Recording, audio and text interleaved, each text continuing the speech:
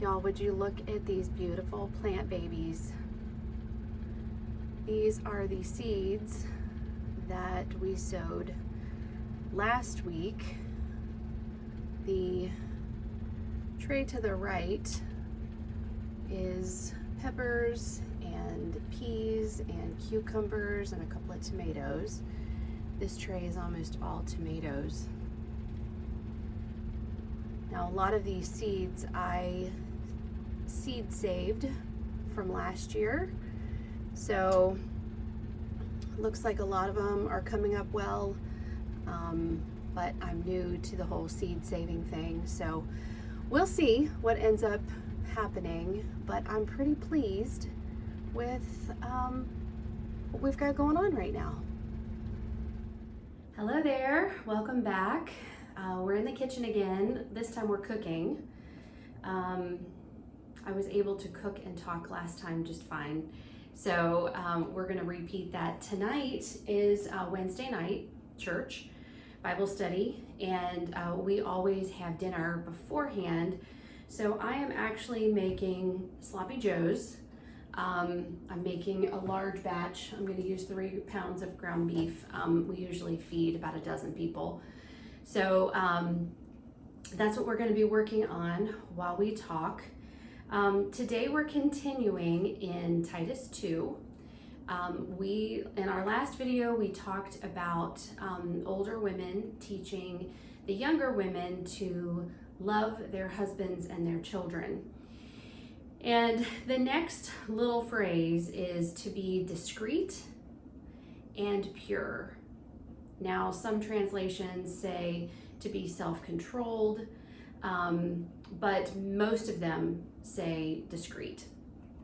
And the first word that comes to mind for me when I hear discreet is modest. That is typically how we use the word today. But I'm gonna read, again, bringing out the handy dandy old school dictionaries. I'm gonna read a definition before I start cooking of discreet. Now, again, I've got bad eyes. I'm almost 52, and this is tiny, tiny print. But discreet, it says, having or showing discernment or good judgment in conduct, and especially in speech. Prudent, modest. Now, I'm going to read quickly too what prudent means, because we hear that word, but I'm not sure that we truly understand what it means to be prudent. So online, I've got my iPad over here. Online, it says acting with or showing care and thought for the future. So being discreet in this admonition can mean multiple things. It can mean being modest and pure. But when I was looking up discreet and other places that it is used in the Bible, in the King James anyway, the only other place I could find it was when, in the story of Joseph, when he was sold into slavery in Egypt, and Pharaoh has the dream about famine, and Joseph was able to interpret that dream for him. Pharaoh says, we need to find someone who is discreet. So in that instance, he's not saying that they need to find someone that's modest. He's saying they need to find someone who is prudent, who has the ability to look for and plan for the future. And of course, we know that that was Joseph, that he ended up having Joseph in charge of all of those years of plenty. Whoops.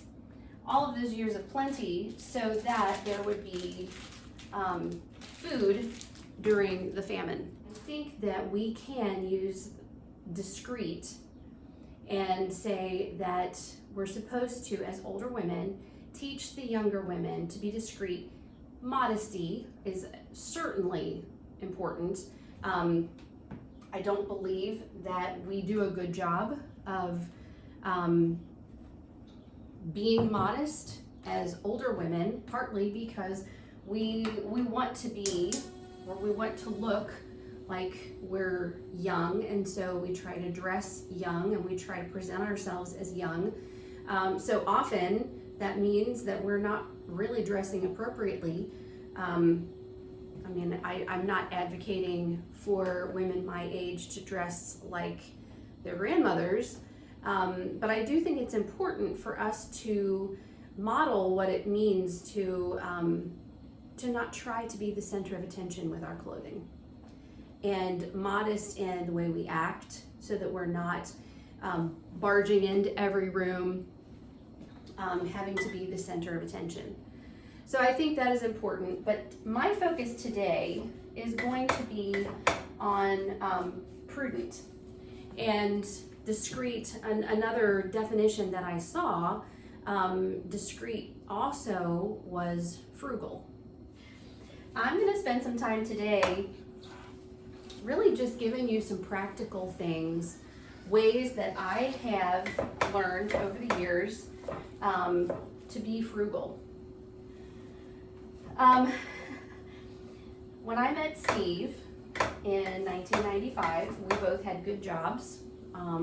He was a bellman at a very nice hotel in downtown Dallas, and I worked for for an insurance company.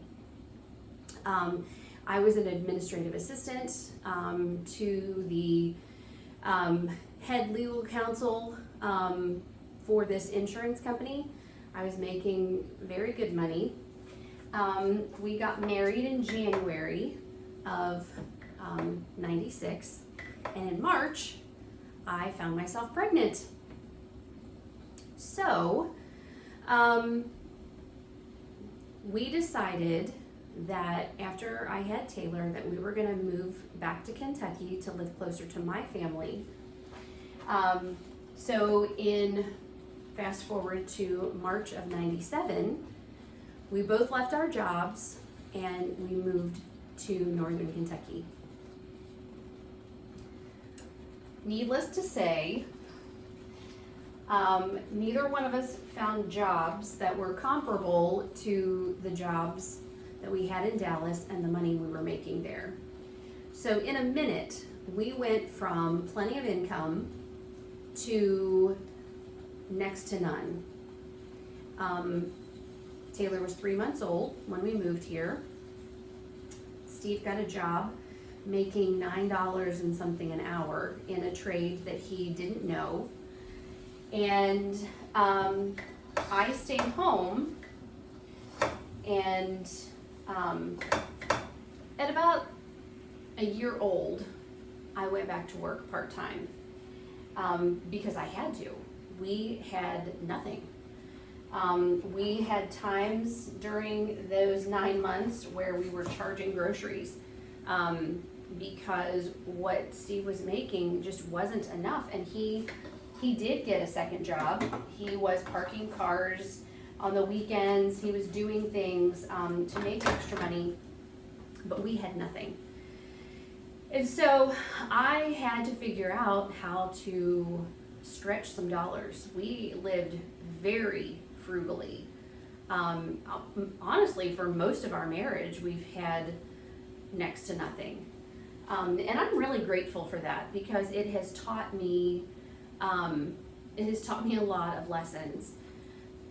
When I was staying at home with our kids, I decided that my main job needed to be in saving money. If I wasn't actively out making money, then my job outside of taking care of our children was to save as much money as I could. So I would pack up 2 little people, and every Tuesday we would go to 3 or 4 different grocery stores. I would get the sale ads I would buy a newspaper. At that time, a newspaper, a really thick newspaper with a whole bunch of coupons, was $1. So I would get coupons, I would clip coupons, and I would base our meals off of what was on sale. Now, we also did a lot of super, super cheap meals. I got really good at making a pot of beans, buying the dried beans and soaking them overnight and cooking them all day. I think that for 3 or 4 years straight, Steve probably had beans and rice for lunch every day. And the reason that I'm telling you this is the economy overall was better 25, 30 years ago. However, our economy in my home was not good. And so we have been in a position where we needed to stretch every dollar, where we did without, where we didn't have the latest of anything. We didn't have new clothes for multiple years. We bought what we absolutely had to buy, and that was it. And I find it interesting. I've seen several of these kids on TikTok. I say kids, I really don't mean that in a derogatory way at all, because they're the ages of my kids. But these young adults who are getting on and they're complaining about having to work 40 hours a week, being tired at the end of the week, and not having enough money to do anything. I'm sorry, but that is every generation, regardless of how the economy is. When I was young and I had the money, we would go out and get coffee, and we would go out and eat, and we would do things. When we were first married and we had zero extra money, we didn't. We had times, we rarely ever got a babysitter. My parents would keep the kids for us, typically on our anniversary and maybe on my birthday. But we didn't have regular date nights. We didn't have somebody that would come over and rescue me from parenting. So if we did take a date night, if we had to pay somebody to come watch our kids, the money that we spent was in the babysitter. We didn't have money to go do something and pay the babysitter. We paid the babysitter, and then we would go to like Barnes and Noble and get a cup of coffee and look at the magazines, check out different books around, sit and talk. Those were the kinds of things that we did because we didn't have money. Often, if we were going to go out to dinner or something for an anniversary, we would have mac and cheese with tuna on top as dinner for several nights beforehand so that we could save the money to do that. Now, I'm not saying all of this as a woe is me. I'm saying all of this because I understand that place of having nothing and having to live on practically nothing. So I'm going to give you some tips that I learned in taking care of the necessities. I have to credit my sister-in-law, Jennifer. I did not grow up going to yard sales, going to thrift stores, anything like that.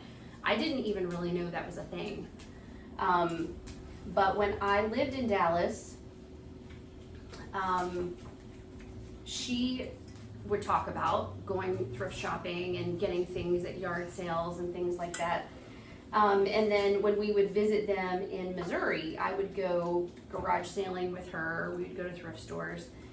So she's really the person that turned me on to thrifting. And I so appreciate that because my house would not be furnished today or at any point during the last 25, 30 years if it was not for thrifting and garage sailing. You can find fantastic things at the thrift store. Just as an example, I never buy anything on impulse, ever. I had gotten some lamps for our bedroom that clipped onto our headboard because we don't have enough room on either side of our bed to have full nightstands with lamps. So I had gotten these clip-on lights about a year ago from IKEA, and they clearly were not good quality because within about 6 months they started cracking, the little clip part started cracking, and anyway, one broke before Christmas this past year and the other one was starting to break. So I had looked online to see if I could find some lights that would mount to our headboard. And I was on Amazon and I was looking, and what I liked, what I wanted, they were about $40 a piece. 2 for $75 was the cheapest that I could find.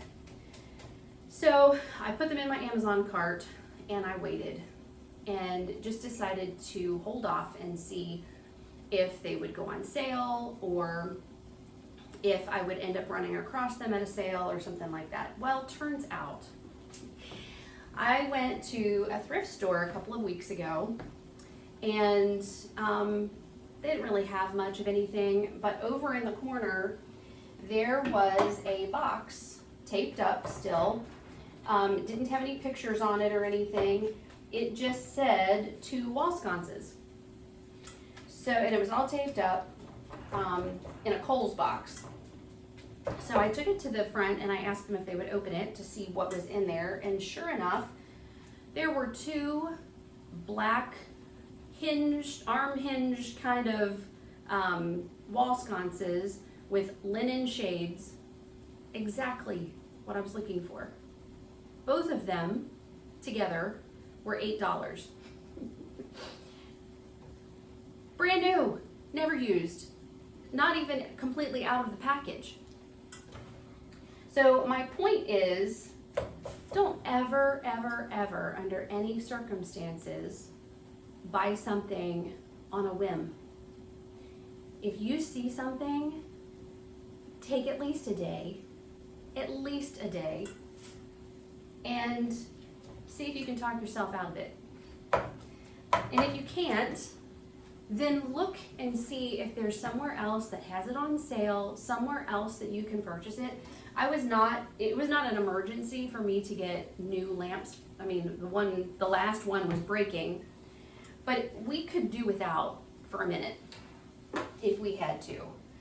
So just hold on and see if you can't find something somewhere else cheaper, and save that money.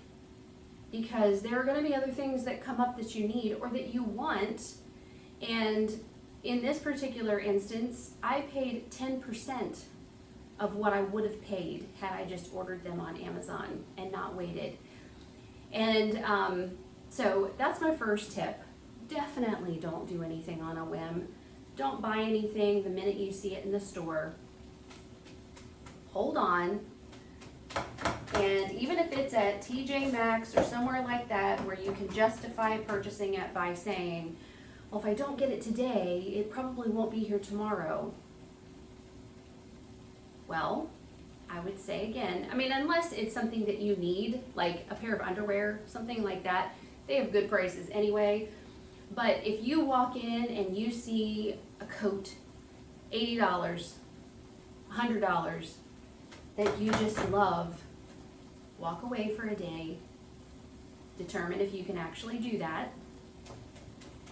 And then I always say, Lord, if you want me to have that coat, it'll be there tomorrow. And if I go back and it's not there, sometimes it's a little disappointing, but apparently I didn't need it and I don't have it, and that's okay. And getting okay with the idea that we don't need everything that we want. Getting back to the clothes there, another way that I started saving a lot of money on clothing was buying a year ahead for my kids. Again, we had so little money, and my kids were always dressed super cute. Gymboree was a huge store at that time, and I know that year to year the patterns changed and things like that, but I wanted my kids to match. They're 2 years apart, I wanted them to be in the boy-girl matching sets. And so I would, at the end of every season, once you're beyond about the first year, you can kind of gauge where you think your kids are going to be the next year. So if my kids were in a 2T in this summer, likely they would be in a 3T, and if they had a growth spurt, maybe a 4T. So I would, when everything was going on clearance, I would go and buy everything that I could 50 to 70 to 80% off. My kids had way more clothes that way, and once in a while there would be something that wouldn't fit. But I was saving so much money by buying it that way that the one or two pieces that didn't fit, typically I would have a friend, I would have somebody that I could pass that outfit on to. So it really wasn't a waste of money in the end. It was brand new clothes I got for a really good price, that if I couldn't use, somebody else I knew could use it. I'm gonna drain this, and then when we come back, we'll talk about some more ways to save money while I get this meat seasoned.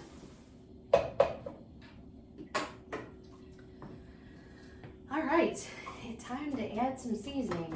I will post in the description of this video my recipe here. I don't use a packet for my Sloppy Joe. I use, not that they're super healthy, but I use ketchup and spices and Dijon mustard and things like that to season my Sloppy Joes. I want to encourage you too. I realize that we live in a totally different time than when I was a young woman, and social media has changed everything. We get online and we see these beautiful, perfect houses. We see these beautiful people dressed perfectly, latest fashion, or the highest dollar of whatever it is. I just want to encourage you to not fall for the lie that you have to keep up with everyone, that everyone has to see how successful you are. You'll kill yourself, you'll make yourself broke. You will live a very unfulfilling life if you're trying to put on something for other people. I am very grateful that that was not my reality, that I didn't have to. Of course, I had friends, actually most of my friends, to be honest, were doing way better than we were. When we bought our first house, Taylor was about 15 months old. We bought our first house, little 2-bedroom house. We paid $55,000 for our house. And one of my friends, the week that we moved in, she came over to see our new house in her new Escalade that she paid $56,000 for. So I would say we were always at the bottom of the barrel with our friends, but we had to determine what was most important to us. And what was most important to us was for me to be home with our children. When I did work part-time, I worked in the evenings. Sometimes Steve and I would high-five and kiss in the parking lot or in the driveway as he was getting home from work and I was leaving to go to work. I did that for a few years. We tried when Maddie was little for me to work at a daycare for a little while so that I could be with them.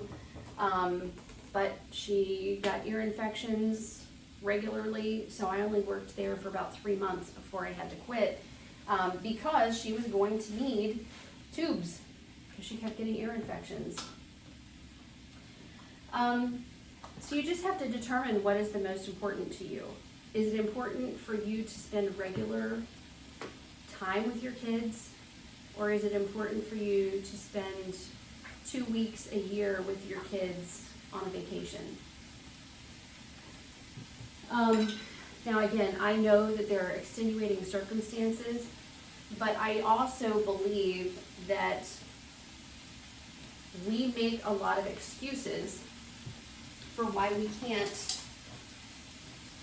do some things.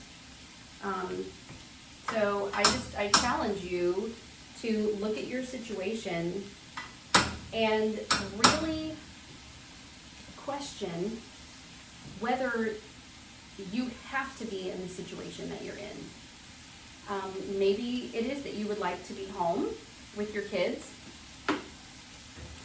but you just can't see how. Well, I would suggest that you start by living as frugally as possible and see what that gets you.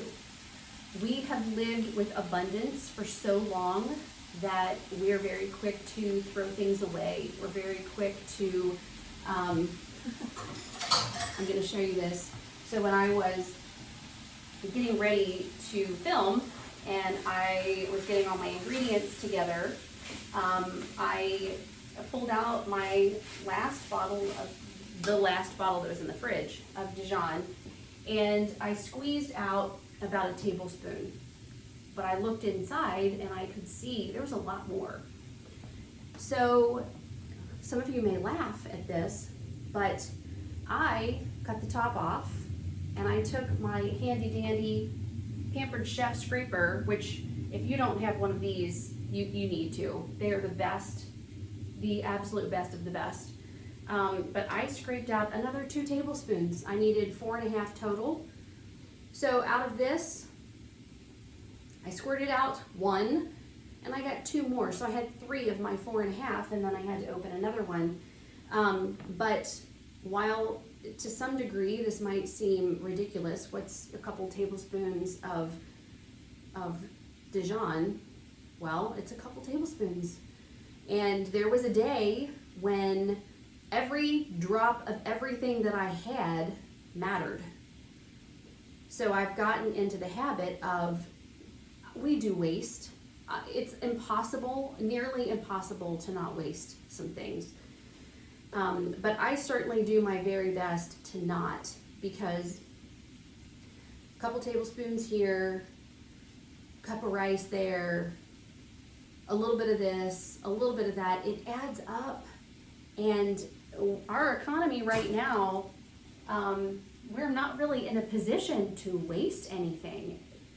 I saw one chart, a lady was tracking groceries over the last year, and her bill, even though the official numbers are like 30% more, her bill was 60% more this time this year over this time last year. That's crazy. So yeah, this economy is difficult, and it is, if you're young and you're trying to do all the things, you're trying to go get, which it's not the season for it, but a pumpkin spice latte every day, That adds up so fast.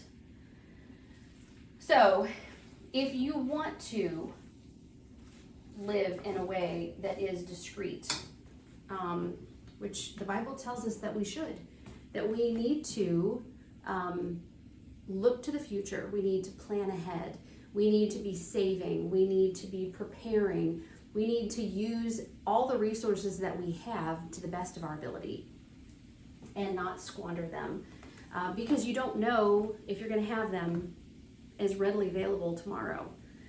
And the last thing that I would say about food is, over the years, I have built up what I call my shopping pantry. So I have food that I keep up here on this floor, but in our basement, I keep extras of things that we use regularly. And it takes a long time to build up inventory, unless you have a ton of money. It takes a long time to do this, but 2 reasons that is necessary. Well, there's probably multiple, but I'm going to talk about 2. First off, instead of buying when you need something, you buy it when it's on sale. Buying in bulk, we go through a lot of garlic powder, and I usually will take this. Our basement stays pretty much the same temperature all the time. I keep things like this in the basement, and I bring them up here, and I refill little spice containers. I honestly need something bigger than this because we go through a lot more garlic powder than this. Things like that. Buy things in bulk, even if you think you're not going to use all of it. A lot of stuff, for example, I'm going to start doing this. So I just used half of this tomato paste. I watched a lady the other night that took what was left, a couple of scoops, piece of parchment, put it in the freezer, and then next time, instead of opening a new tomato paste, I've got another serving of this to use for something like sloppy joes. It's all about training ourselves. It's about thinking beyond this moment and what do I need right now, what's going to make me happy right now, and even with the food, what is on my list for this week. I read that most Americans only have about 3 days worth of groceries in their house. What happens if you get sick and you can't go to the store for a week? What happens if the pandemic hits and you run out of toilet paper? What happens if, like in, I think it was 2007 or 2008, when in northern Kentucky, Hurricane Ike blew through and knocked out the power to most of this area? Grocery stores were closed for a week. They were throwing food away because they couldn't keep it cold. If you're not prepared in those moments, if you don't have extra, then you're going to find yourself panicked. And we'll study this more when we get into Proverbs 31. But Proverbs 31 says that woman can laugh at the days to come because she's prepared for them. And if we are not prepared, if we're not looking ahead, if we're not prudent and diligent and looking to our future and what is it going to take to make sure that a year from now I have what I need, not just today, then we have to take steps to do that. We have to take steps to in evaluating where we're at and where we need to be. And living frugally, buying things on sale, thinking about where your kids are going to be in a year and what things can you purchase for them to get yourself prepared. Now, you may not be able to do that in one big lump, but if you start doing a little bit at a time, then you will get to the place where, like for us right now, rarely, except for fresh vegetables, if I run out of something upstairs, 90% of the time I have an extra one downstairs. Then I put it on my grocery list, And within a week or two, that item is going to go on sale. So that's when I pick it up. I don't ever buy anything full price, ever. I haven't for years and years and years. I need to save as much money as I can. I am not working right now. I left the corporate world for multiple reasons. One, because we run a nonprofit down here in Covington, and I wanted to be more available for that. And the other is that my parents have health issues. Both of them have health issues. And I wanted to be available to take them to doctor's appointments and to go out and help my dad plant potatoes if he needs it, or dig up the garlic, or whatever it is. I needed to be more available. So I'm not working right now. And while we don't have kids at home and we don't have a ton of expenses, I still feel like it's my responsibility to save wherever possible. And I make it my job. I still shop the sale ads. I still go to multiple grocery stores. I still will go to Sam's and to Costco and see who has the better price on something. I keep a list in my phone on, I'll probably go to Costco to buy flour, but I'm going to go to Sam's and buy sugar. Things like that. And it does take a lot of effort. But if you look at it as this is part of my job.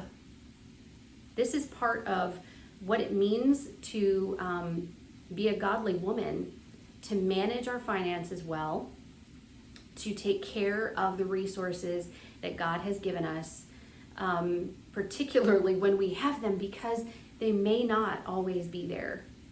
And we've got to learn to manage them well while we've got them, so that when lean time comes, we're prepared. We know how to handle it. We know how to take whatever's left over in the refrigerator and Iron Chef it and come up with something yummy. But you got to practice those things when you're not under stress, when it's not the pressure to do so. So I just want to challenge you guys to rethink where you're at. Rethink what it means to live frugally.